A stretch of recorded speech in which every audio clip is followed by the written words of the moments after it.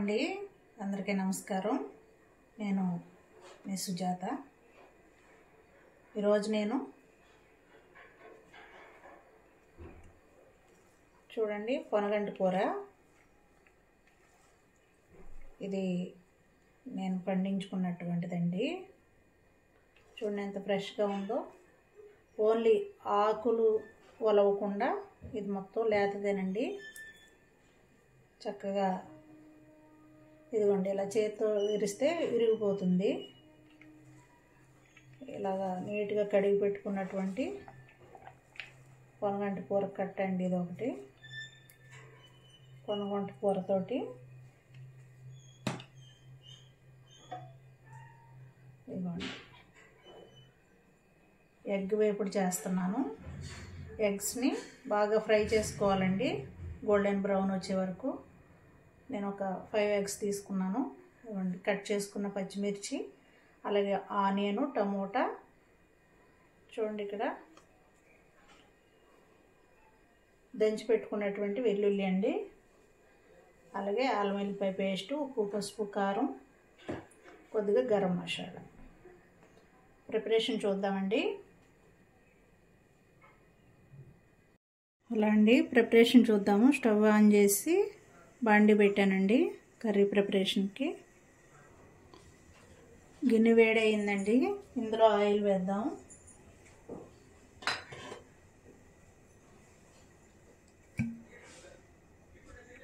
సరిపడా ఆయిల్ వేసుకుందాము. ఆయిల్ వేసుకుని ఫస్ట్ ఎగ్స్ వేయిద్దామండి గోల్డెన్ బ్రౌన్ వచ్చే వరకు.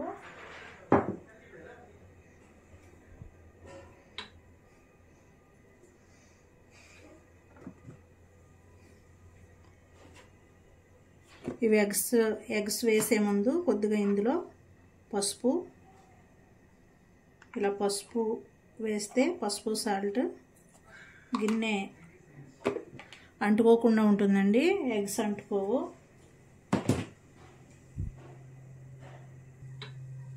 నూనె కాగిందండి, ఎగ్స్ వేసేసుకుందాము.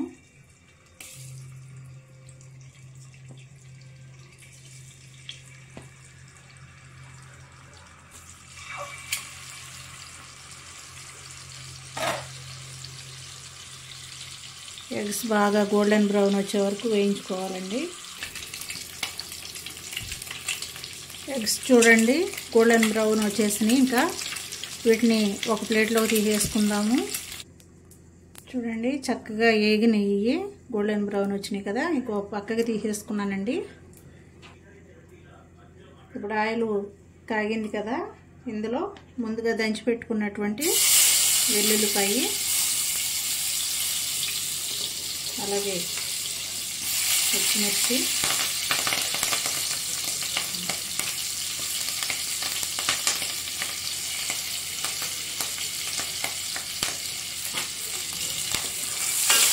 కర్రీ చేసుకుందాము.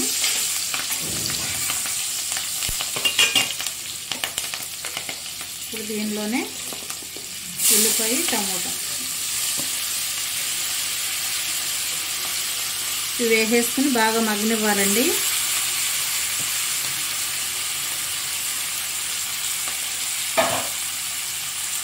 ఒకసారి చేసుకుని బాగా మగ్గనిద్దాము.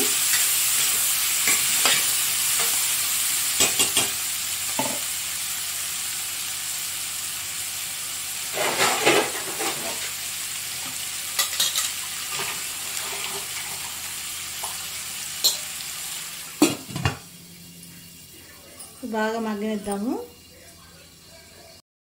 ఒకసారి చూద్దామండి ఎంతవరకు వచ్చిందో. మగ్గబెడుతున్నది చూడండి, చక్కగా మగ్గిపోయింది కదా. ఈ విధంగా మగ్గబెట్టుకోవాలండి.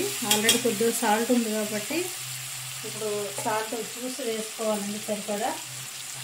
సరిపడా వేసుకోవాలి చూసుకుని. ఆల్రెడీ ముందు వేసాం కనుక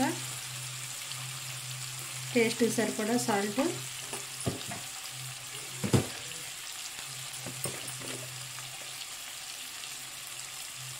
అల్లం వెల్లుల్లి పేస్ట్,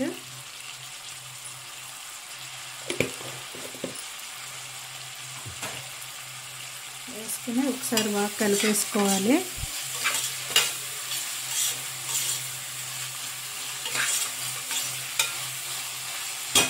ఇప్పుడు దీనిలో ఆకుకూర వేసేద్దాం.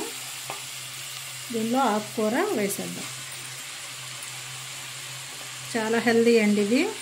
ఆకుకూర కంటికి మంచిది కదా, అందులోనూ పొనగంటి కూర చాలా మంచిదండి. నేను ఎలాంటి పెస్టిసైడ్స్ వేయింది, ఇది ఆర్గానిక్గా నేనే మొక్కలు వేసుకున్నటువంటి ఆకుకూర.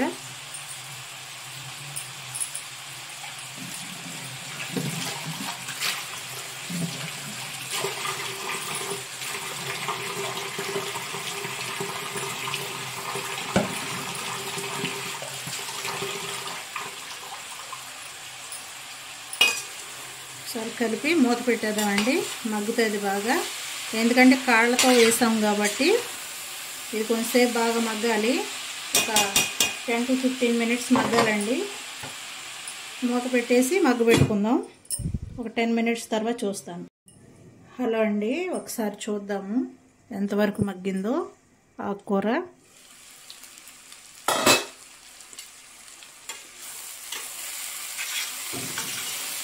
చూడండి, చాలా బాగా మగ్గిపోయింది. ఆల్మోస్ట్ ఇది ఇంకా దగ్గర పడిపోయింది కదా. చూడండి, ఎంత ఆకేస్తే ఎంత ఆకు చక్క మెత్తగా మగ్గిపోయిందండి. ఇలా లేతకాడలు వేసుకున్నా పర్వాలేదు. అదే ముదిరి ఆకు అయితే కనుక ఆకు సెపరేట్ చేసుకుని కట్ చేసి మీరు ఇలా తాలింపు వేసుకోవచ్చు. నేను వీక్లీ వన్స్ ఈ ఆకు కోస్తానండి, అందుకే లేతగా ఉంటుంది పొనగంటాకు. చూడండి మగ్గింది కదా. ఇప్పుడు దీనిలో కొద్దిగా కారం వేద్దాము.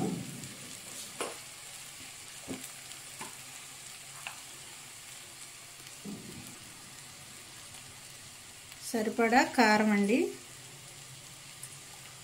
పచ్చిమిర్చి వేసాం కాబట్టి కారం అంత ఆకుకూరకి ఎక్కువ అవసరం లేదు. అలాగే గరం మసాలా వేద్దామండి. ఇది నేను ఇంట్లో పట్టుకున్నది. ఫుల్ వీడియో కావాలంటే నా ఛానల్లో అప్లోడ్ చేశాను, షార్ట్ వీడియోస్లో చూడండి. ఇది అన్ని కర్రీస్కి ఉపయోగపడుతుందండి. కొద్దిగా గరం మసాలా, ఎందుకంటే ఎగ్స్ ఉన్నాయి కదా, కొంచెం నీసు వాసన రాకుండా ఉంటుంది వేపుడు కాబట్టి. చూడండి, ఇది వేయంగానే మంచి స్మెల్ వస్తుంది గరం మసాలా.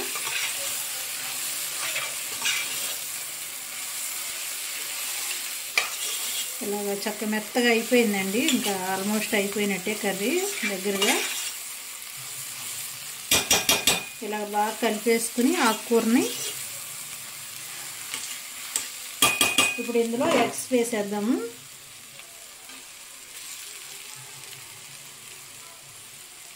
ఎగ్స్ వేసి చక్కగా దీన్ని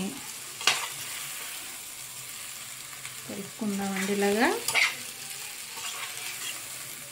ఇది ఒక 5 minutes మగ్గితే సరిపోతుంది. ఇంకా కర్రీ రెడీ అయిపోయినట్టే. చూడండి, ఎంతో హెల్దీగా ఎంతో రుచికరమైన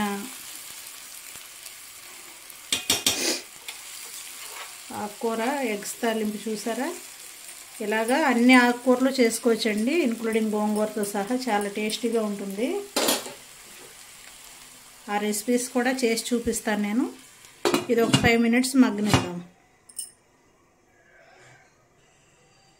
మంచి స్మెల్ వస్తుందండి. ఒకసారి చూద్దాము. చూడండి, రెడీ అయిపోయింది. ఇంక ఈ బాండీ వేడికి ఇది సరిపోతుందండి. ఇది బాగా కొంచెం హీట్ ఉంటుంది కదా, కొంచెం మందపాటి బాండీ.